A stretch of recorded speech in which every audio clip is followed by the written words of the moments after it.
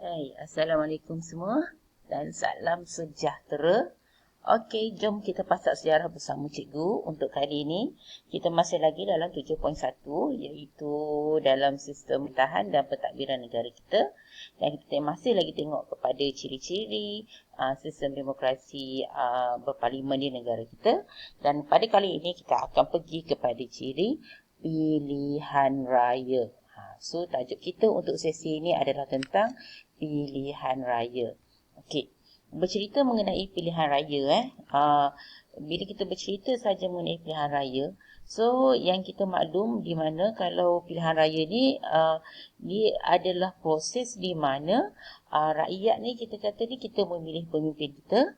Oleh sebab itu, maksud pilihan raya ialah proses memilih wakil rakyat untuk memerintah sama ada peringkat negeri ataupun peringkat persekutuan. Maksudnya kita akan pilihlah siapa yang kita nak pilih wakil kita. Okey, pemilihan ni dilakukan secara sulit dan prosedur telus dan teratur. Maksudnya dia tak adalah kita kata kita nak bincang-bincang dulu nak pilih siapa ke, kita tanya orang sebelah nak pangkah siapa ke, tak boleh. Sebab tu kita tengok kalau pilihan raya ni dia ada tempat nak memangkah calon tu, kita akan masuk seorang-seorang, kan macam kita panggil box kotak tu, kita kata apa macam dinding tu kan. Sebab apa? Sebab undi kita adalah sulit. Lepas tu pengundian undi dikira secara terbuka dan keputusannya akan direkodkan. So kita pangkah ataupun kita pilih secara sulit. Tapi bila pengiraan undi kita dibuat secara terbuka. Sebab apa? Nak menjamin apa? Ni telus ni. Supaya tahulah bila dikira undi tak adalah main tipu-tipu ke apa. So dikira secara telus, secara betul lah. Dan kemudian keputusannya direkod. Daripada situ kan calon yang mendapat undi yang terbanyak barulah dia akan dikira sebagai menang. Dan sistem ini biasanya kita kenali dia sebagai sistem majoriti mudah. Okey, itu sedikitlah pengenalan untuk kita kata apa pilihan raya. Kalau pilihan raya kita pergi lebih lanjut lagi kalau pilihan raya di Malaysia ni pilihan raya kita ni kita dijalankan pilihan raya ni dijalankan oleh Suruhanjaya Pilihan Raya, iaitu SPR. Kita panggil SPR kan, Suruhanjaya Pilihan Raya. Okey, keanggotaan SPR ni dilantik oleh Yang di-Pertuan Agong selepas berunding dengan Majlis Raja-Raja Melayu. So tengok ketua SPR ke apa biasanya dilantik oleh Yang di-Pertuan Agong. Dan SPR ni ditubuhkan untuk menjamin pilihan raya yang adil, bebas tanpa tekanan parti pemerintah ataupun pembangkang. Sebab tu kita panggil dia satu Suruhanjaya bebas. Maksudnya SPR ni dia tak ada pro kerajaan ke, dia tak ada pro pembangkang ke, tak ada.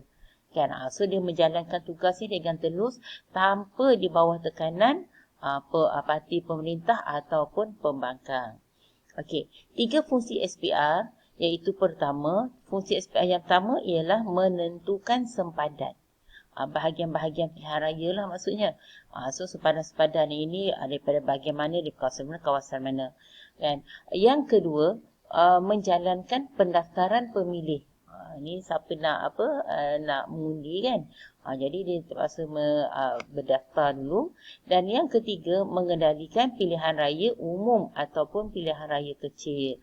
Pilihan raya umum ni maksudnya pilihan raya peringkat persekutuan yang kita ada 4-5 tahun sekali tu. Pilihan raya kecil ni berlaku apabila mungkin kita kata wakil di kawasan tersebut mungkin meninggal dunia ke apa, jadi berlaku kekosongan politik kat situ kan, kerusi kat situ. Maksudnya kat situ pasalah kita buat satu pilihan raya kecil untuk kawasan tersebut. Okey, kemudiannya kita lihat dengan lebih lanjut lagi pilihan raya umum diadakan untuk memilih ahli Dewan Rakyat dan ahli Dewan Undangan Negeri, ahli Dewan Undangan Negeri secara serentak di Semenanjung Malaysia. So kita akan cari satu ahli dalam Dewan Rakyat dan ahli dalam Dewan Undangan Negeri tu, kita buat satu pilihan raya tu serentak je kita akan dapat dua jawatan tu. Okey, kecuali kalau di Sabah, di Sarawak dengan Sabah, Sarawak dengan Sabah, pilihan raya umum dia untuk memilih ahli Dewan Rakyat dan ahli Dewan Undangan Negeri secara berasingan. Kalau kita serentak di Tanah Melayu, tapi kalau dekat Sarawak dengan Sabah, dilakukan secara berasingan. Okey, pilihan raya kecil pula. Dalam kecil apa cikgu kata tadi? Diadakan sekiranya berlaku kekosongan kerusi di situ. Di mana kawasan parlimen ataupun Dewan Undangan Negeri tersebut kita kata kosong lah kat situ, kekosongan kerusi lah kat situ. Maka pada waktu ni dia memang wajib lah kena adakan pilihan raya sebab dia mesti ada wakil untuk memenuhi kerusi dalam parlimen.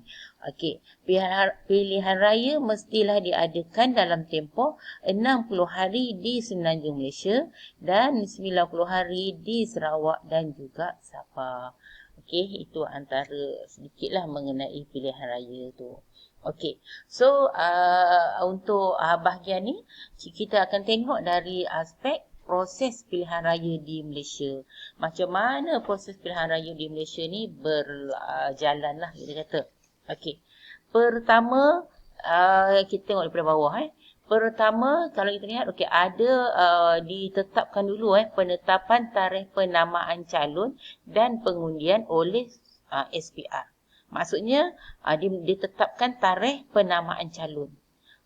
Bila ditetapkan tarikh penamaan calon, jadi step yang kedua, bila tarikh tersebut, maka calon-calon yang nak bertanding tu, maka diletakkanlah nama, maksudnya penamaan calon, buat penamaan calon.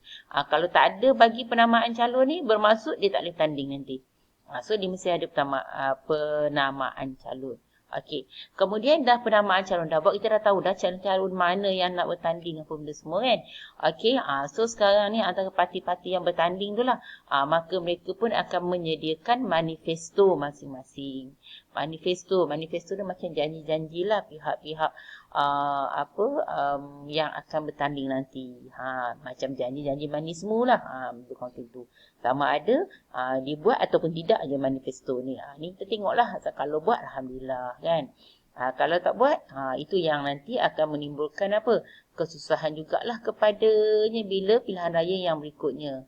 Kan? Okey, itu manifesto. Jadi ingat mula penetapan tarikh penamaan, lepas tu penamaan calon, lepas tu manifesto. Okey, selepas ada dah manifesto, maka dia orang pun berkempen lah setiap parti politik ni. Kan, dalam untuk pilihan raya tu, dia beri tempoh lebih kurang dalam 2 minggu untuk berkempen. Dan kemudiannya, selepas tu, kita tengok pengumuman oleh SPR, iaitu pengumuman tentang tempat mengundi dan tempat kira undi. So ini diumumkan, tak adalah dirahsia-rahsia yang ni kan, ni tak sulit pun. Jadi pengumuman tempat mengundi dan tempat kira undi kat mana.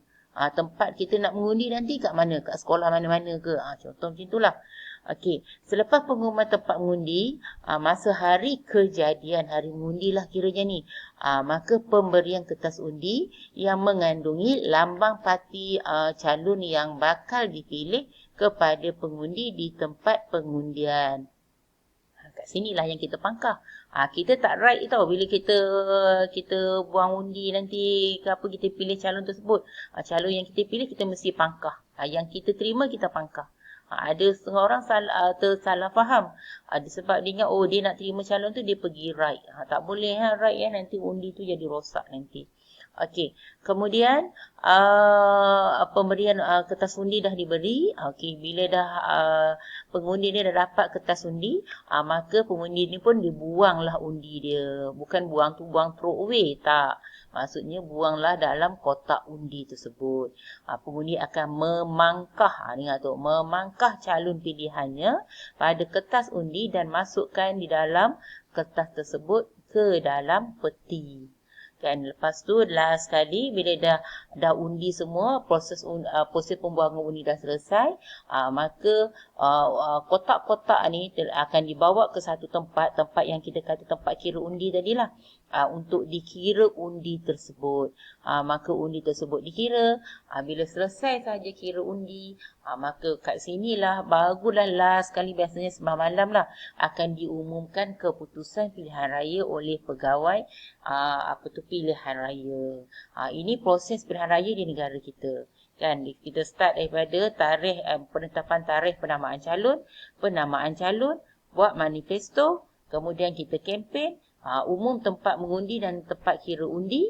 Lepas tu hari kejadian kita diberi kertas undi, pengundi diberi kertas undi, kita buang undi, maksud kita pangkah undi tersebut, kemudian kiraan undi berlaku di situ dan pengumuman keputusan. Itu proses pilihan raya di Malaysia ataupun di negara kita. Okey, calon pilihan raya.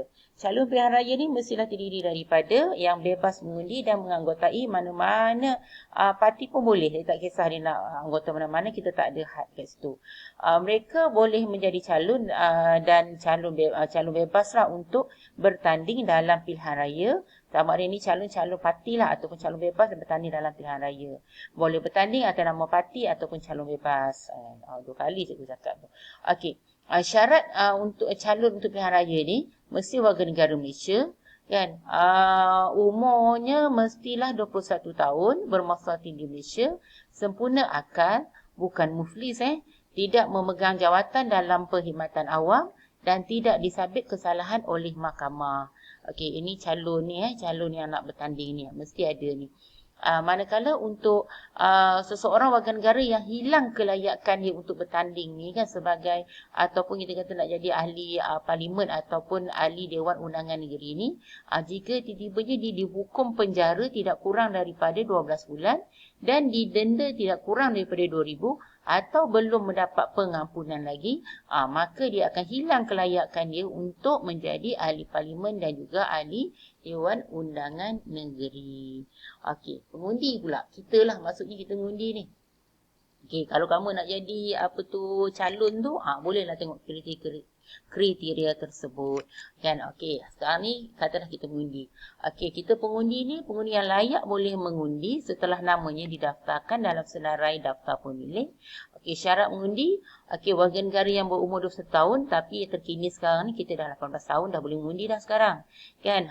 Itu kita punya yang barulah, kan. Lepas tu pula bermaslahatin dan tidak bermaslahatin, tinggal di mana-mana kawasan pilihan raya Dewan Rakyat atau Dewan Undangan Negeri dan boleh mengundi dalam pilihan raya. Kalau kita nak mengundi, kita mesti mengundi di kawasan pilihan raya, satu kawasan je pilihan raya saja. Kat mana kita daftar? Kan, kalau cikgu daftar dekat tempat hometown cikgu dekat Sungai Tani, maksudnya cikgu kena balik Sungai Tani untuk mengundi di sana. Maksudnya macam itulah. Kita tengok pada kawasan. Kemudian perlembagaan membenarkan anggota pasukan keselamatan, pelajar luar negara dan pegawai kerajaan yang bertugas dekat luar negara mengundi melalui pos. Pos dia mengundi melalui pos dengan syarat nama terdaftar juga dalam sebagai pengundi. Tak daftar tak boleh juga.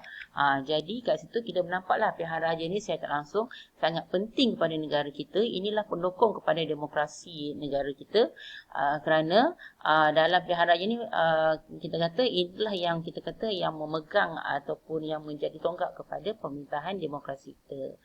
Okey, dan secara tak langsung setiap warga negara bertanggungjawablah dalam mengambil tahu tentang perkembangan politik semasa. Kita semua melibatkan diri dalam proses memilih pemimpin dan kita yang akan menentukan bentuk kerajaan dan corak pemerintahan negara kita. So secara tak langsung inilah kita kata apa yang kepentingan dalam pilihan raya, di mana kita ingat pilihan raya sangat penting dalam sistem pemerintahan demokrasi. Okey, so jadi itu je daripada cikgu mengenai pilihan raya. So cikgu harapkan kamu dapat mengambil beberapa maklumat daripada apa yang cikgu terangkan tadi dan kamu ulang kajilah untuk mengetahui ataupun untuk menguasai lagi tajuk ini. So semoga usaha kita diberkati dan kejayaan milik kita bersama. So cikgu harap kamu berjaya dunia akhirat. Okey, so kita jumpa lagi pada sesi yang akan datang. Okey, sekian, terima kasih. Kita berhenti di sini dulu. Bye.